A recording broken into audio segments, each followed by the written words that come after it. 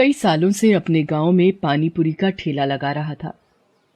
जो कोई एक बार उसके हाथ की बनी पानी पूरी खा लेता, वो उसके पास बार बार पानी पूरी खाने आता था। गोलू खुश था। वो बड़े ही प्यार से सबके लिए पानी पूरी बनाता था। अजी सुनो ना, चलो ना मेले में घूम कर आते हैं। कितने दिन हो गए हमें साथ में बाहर निकले। नहीं लता, देख तो रही हो कितना काम बाकी है अभी। पानी बनाना है, फिर पूरियां भी तो तलनी है। ओफो, ये सब तो रोज ही करते हो। एक दिन अगर आपका पानी पूरी का ठेला नहीं लगेगा तो लोग भूखे मर जाएंगे क्या? बताओ, कहते हैं औरतों को पानी पूरी से बहुत प्यार होता है। तुम अकेली हो जो पानी पूरी से इतना चिढ़ती हो। क्यों ना चिढ़ू? तुम ही बताओ, सुबह शाम बस पानी पूरी बनाने और बेचने में ही लगे रहते हो। मेरी तरफ जरा भी ध्यान नहीं देते। कितने दिनों से कह रही हूं कि मेला घुमा लाओ, लेकिन तुम हो कि सुनते ही नहीं हो। पता है मेला कल खत्म भी हो जाएगा। अच्छा भगवान, अब नाराज मत हो। चलो घुमा लाता हूं, पर वादा करो वापस आने के बाद मेरी मदद करोगी पानी पूरी बनाने में। हाँ हाँ कर दूंगी, बस अभी जल्दी चलो। गोलू अपनी पत्नी लता को लेकर मेले में चला जाता है। वो मेला हर साल गांव के बड़े मैदान में लगता था, जहां दूर दूर से आकर लोग अपनी दुकानें लगाते थे। गोलू भी मेले में अपना पानीपुरी का ठेला लगाना चाहता था, लेकिन इसके लिए जो किराया जाता था वो दे पाना गोलू के बस से बाहर था। मेले में पहुंचकर लता अपने लिए खरीदारी करने लगती है, लेकिन गोलू की नजर एक चाट की दुकान पर टिक जाती है। उस चाट की दुकान पर बहुत भीड़ लगी हुई थी। वो लता से कहता है, लता, पानी पूरी खाओगी क्या? क्या? यहां भी पानी पूरी? मुझे नहीं खानी। अच्छा ठीक है, तुम्हें अपने लिए जो खरीदना है खरीद लो, मैं बस अभी आता हूं। इतना कहकर गोलू उस चाट की दुकान पर जाता है। वो देखता है कि वहां चाट लेने के लिए पहले पैसे देकर टोकन खरीदना था। वो टोकन लेने के लिए लंबी लाइन में लग गया। कुछ देर बाद उसका नंबर आया तो उसने 10 रुपए का नोट आगे बढ़ाते हुए कहा, भैया, एक प्लेट पानी पूरी। इसमें तो एक ही गोलगप्पा आएगा भाई, 50 की प्लेट है। क्या कहा? 50 की? क्या लूट मचा रखी है भाई? पानी पूरी ही तो है।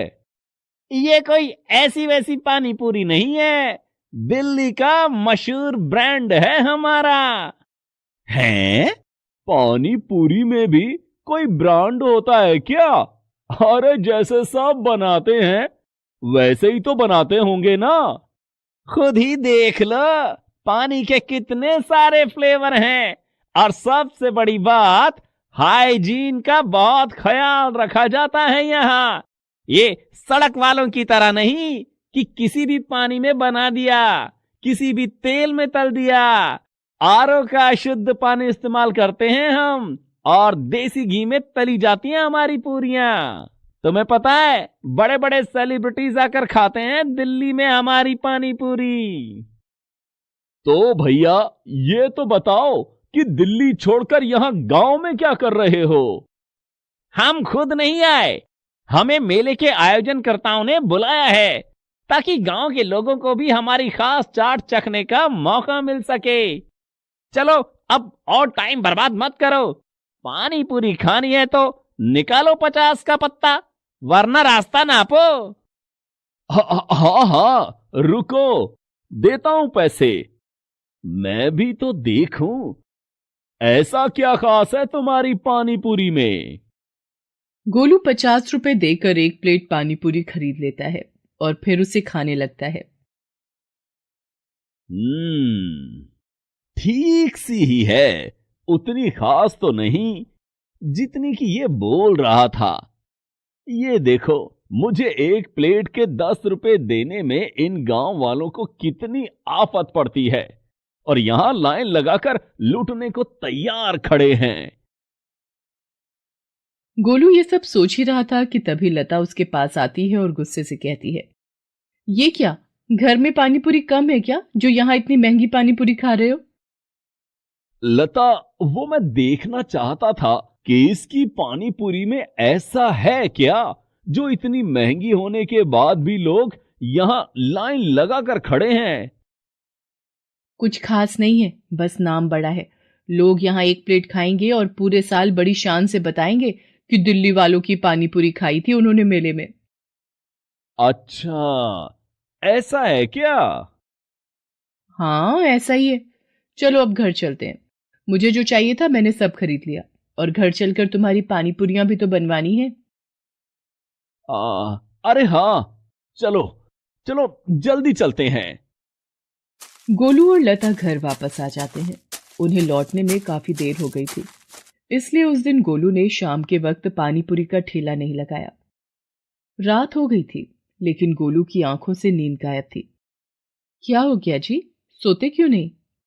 लता, मैं सोच रहा हूं कि कब तक ऐसे ही 10 रुपए की एक प्लेट बेचता रहूंगा मैं।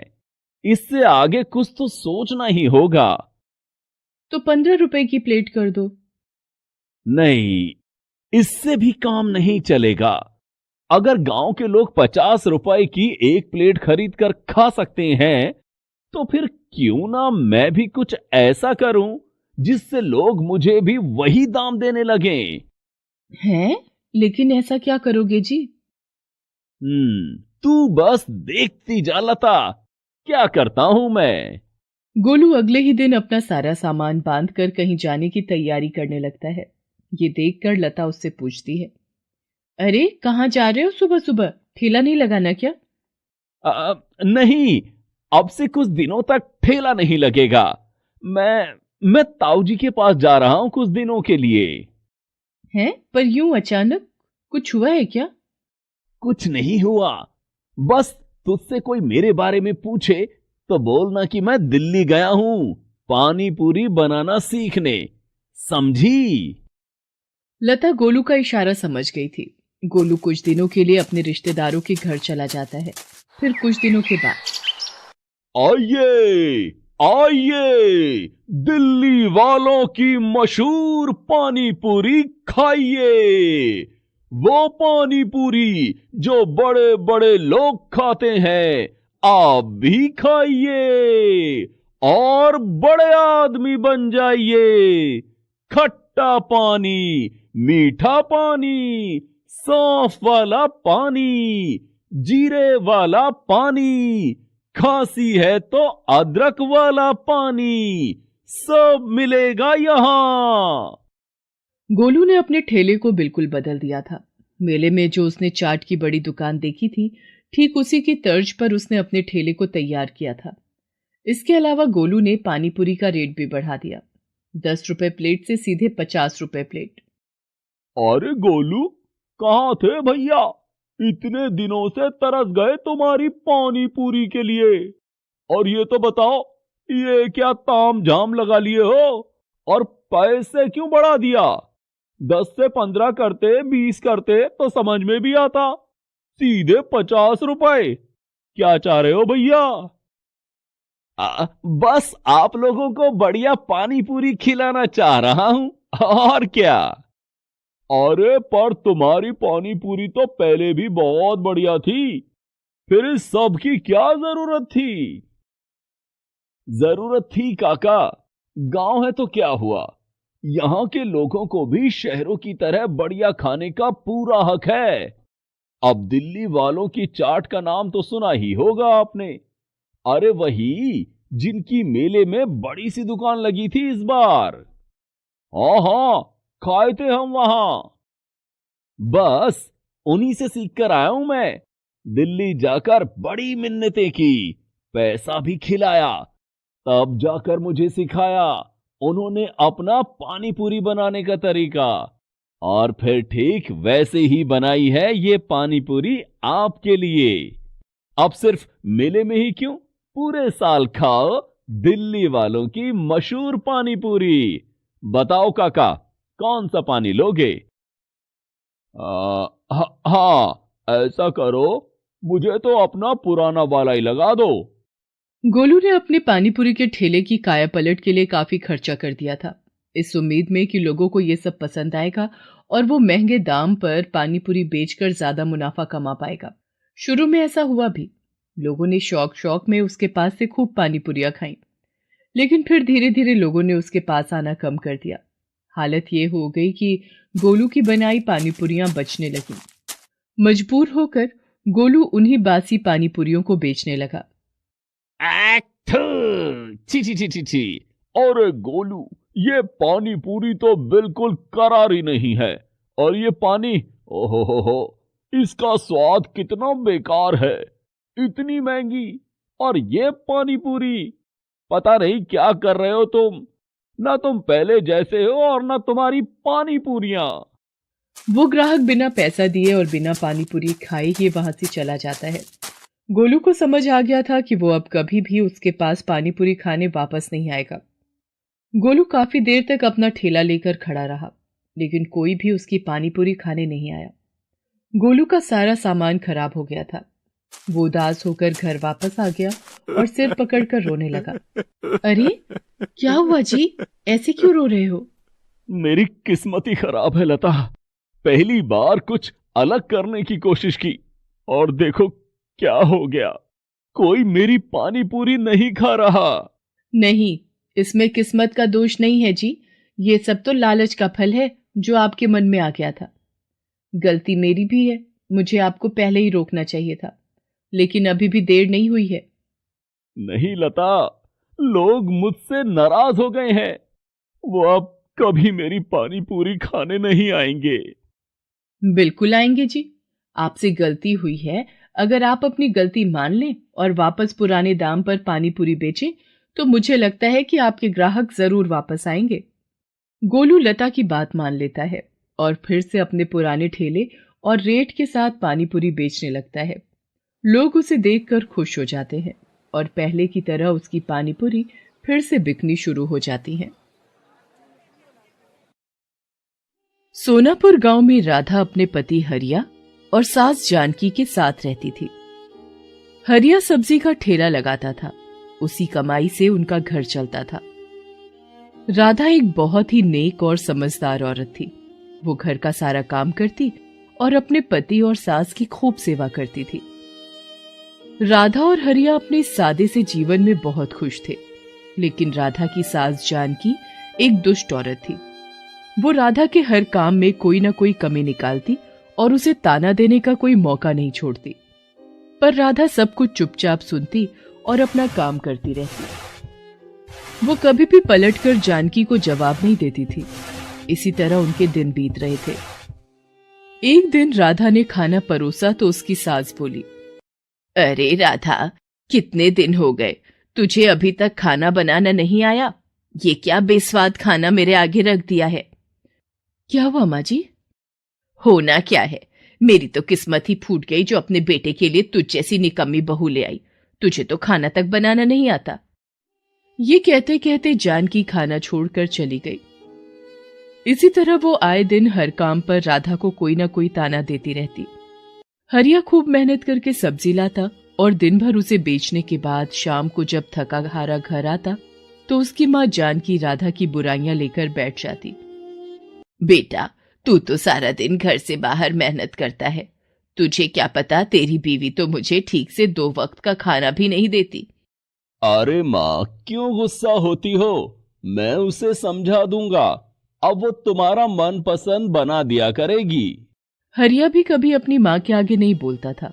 दोनों अपनी माँ की बहुत इज्जत करते थे, परंतु जानकी हमेशा राधा के पीछे पड़ी रहती थी और उसे जली कटी सुनाती रहती थी।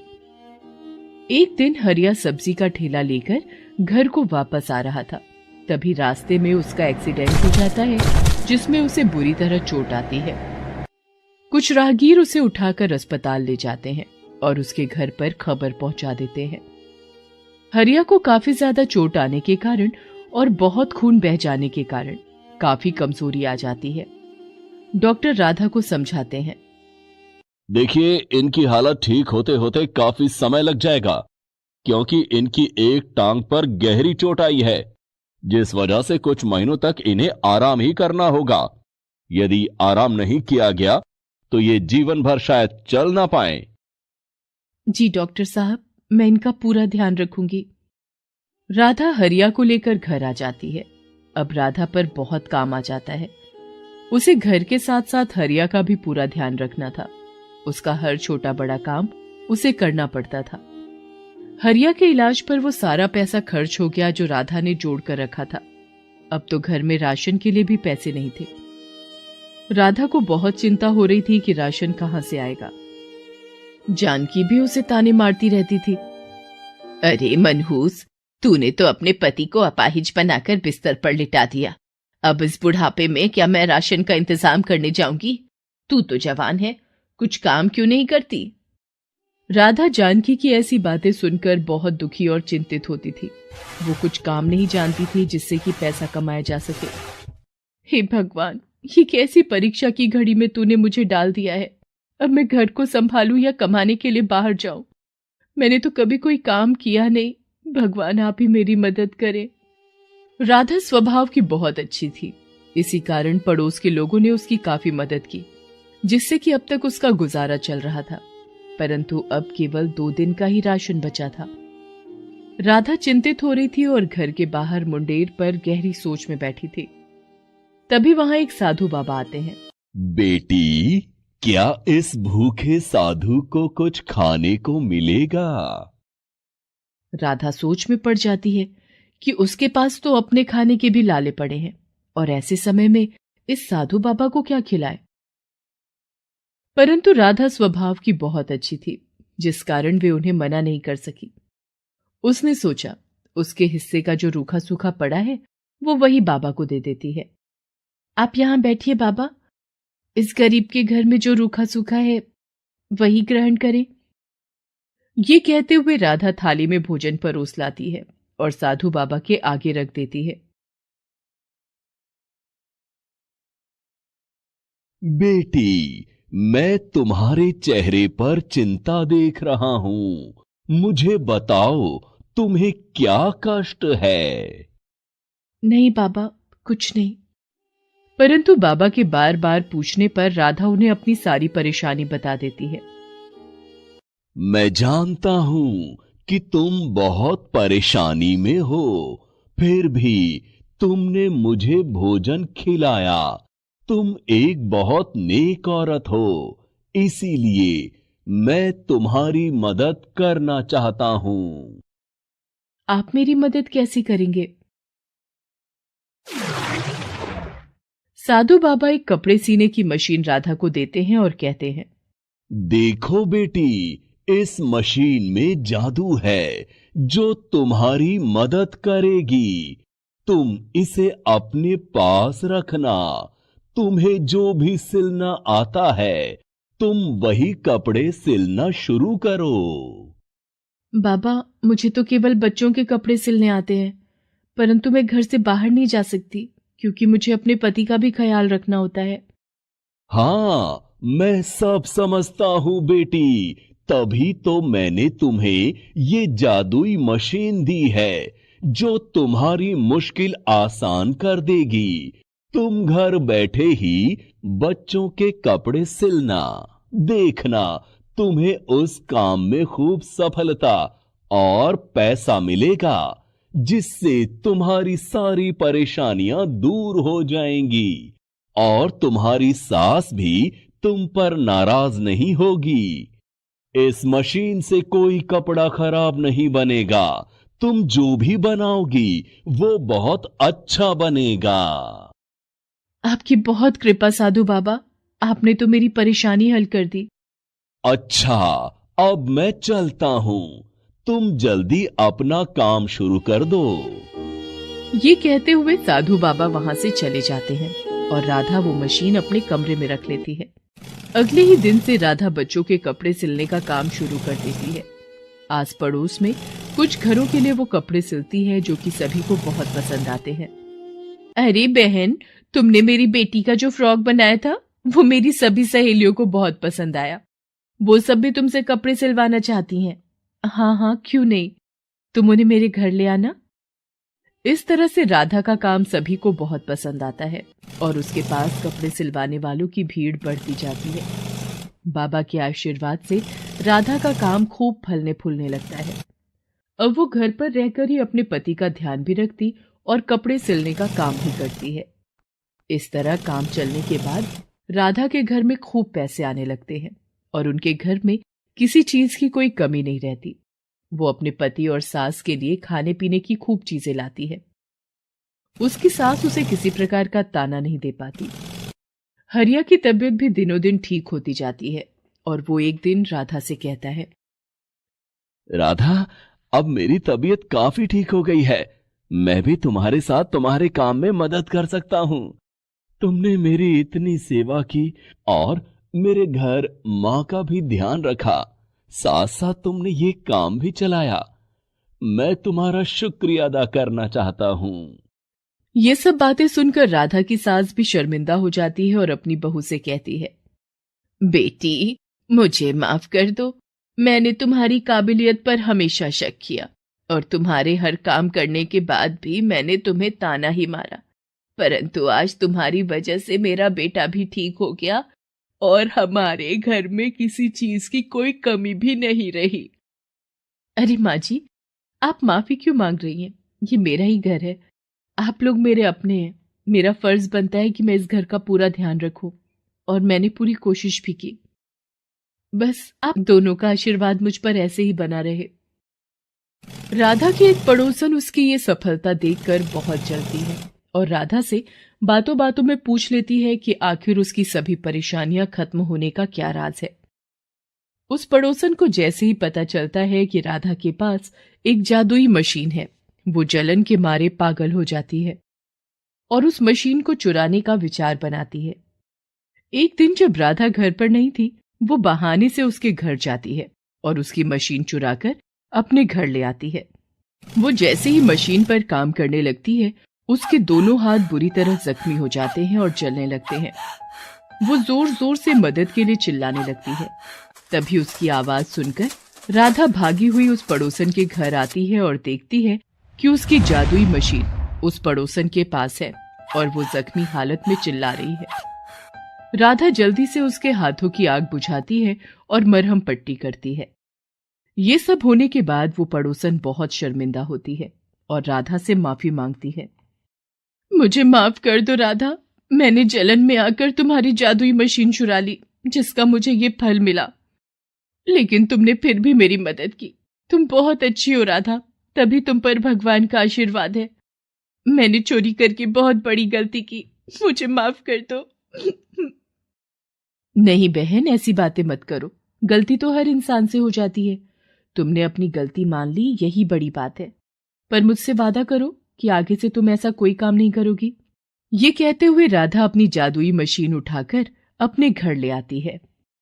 हरिया भी राधा के काम में ही उसका हाथ बटाने लगता है और बाजार से सामान लाना, ले जाना और कपड़ों की सप्लाई दुकान पर देकर आना, जैसे सभी काम वो कर लेता है।